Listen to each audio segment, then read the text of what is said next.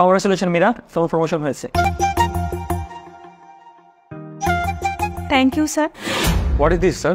এটা কি? কেন, কি হয়েছে? কি হয়েছে মানে? আমি গত 3 বছর যাবত এখানে কাজ করছি, আর ও 1 বছর যাবত কাজ করছে এখানে, তারপরও আমার আগে প্রমোশন পেয়েছে। এইসবের মানে কি স্যার? আচ্ছা আচ্ছা, বলছি আমি তোমাকে। মীরা, তুমি একটু যাও, আমি তোমার সাথে পরে কথা বলছি। ঠিক আছে স্যার, থ্যাংক ইউ। আচ্ছা বলতো, এবার কি বলতে চাচ্ছ? যে প্রমোশনটা আপনি মীরাকে দিয়েছেন সেটা আমার দরকার ছিল। আমি এই প্রমোশনের জন্য কতদিন যাবত ওদের আগ্রহে বসেছিলাম, আর এই প্রমোশনটা আপনি আমাকে না দিয়ে মীরাকে দিয়ে দিলেন। আহা, সহজ একটা বিষয় কেন বুঝতে পারছো না? মীরা তার যোগ্যতা অনুযায়ী প্রমোশন পেয়েছে, এতে তোমার তো জেলেসি কিসের? যোগ্যতা আছে মানে স্যার?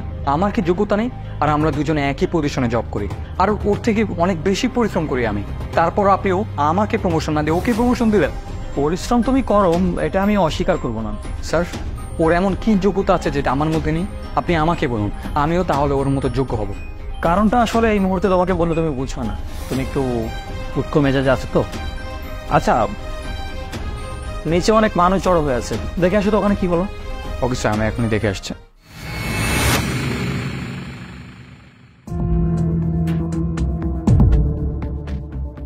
স্যার, নিচ থেকে আসলাম। নিচে একটা লোক বাইক অ্যাক্সিডেন্ট করে পড়ে আছে, কিছু লোক জড়ো হয়েছে আর কি ওই লোকটার আশেপাশে। ও আচ্ছা আচ্ছা, তা কিভাবে পড়লো? কিভাবে পড়লো স্যার সেটা তো জিজ্ঞেস করিনি, আর আমার জানাও নেই। তাহলে তুমি করতে আসো যে কিভাবে পড়লো, কি হয়েছে। আচ্ছা স্যার, যাচ্ছি।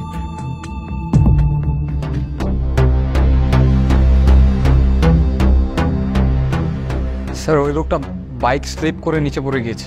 ও, বেশি ব্যথা পাইনি তো?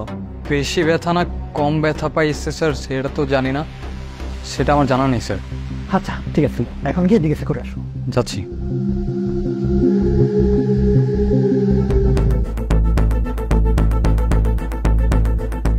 স্যার, বেশি একটা ব্যথা পাইনি, হালকা ব্যথা পেয়েছে।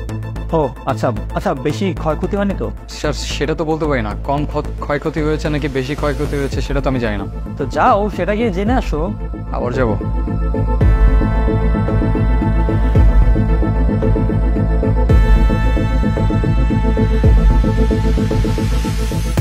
স্যার, জিজ্ঞেস করে এসেছি সব কিছু। ও স্লিপ খেয়ে পড়ে গিয়েছে, তেমন একটা ব্যথা পায়নি, মোটামুটি ঠিকই আছে, বেশি একটা ইনজুরি হয়নি ওর। আচ্ছা ঠিক আছে, বুঝতে পেরেছি, তুমি হয়তো অনেক ক্লান্ত হয়ে গিয়েছো।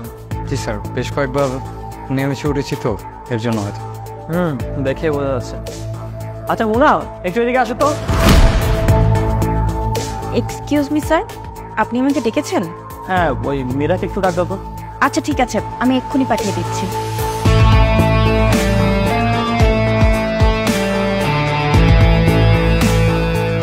স্যার, আপনি আমাকে ডেকেছেন? হ্যাঁ, ওই যে নিচে অনেকগুলো মানুষ জড়ো হয়েছে। আচ্ছা একটু দেখে আসো তো কি হয়েছে ওখানে। জি স্যার, আমি এক্ষুনি যাচ্ছি।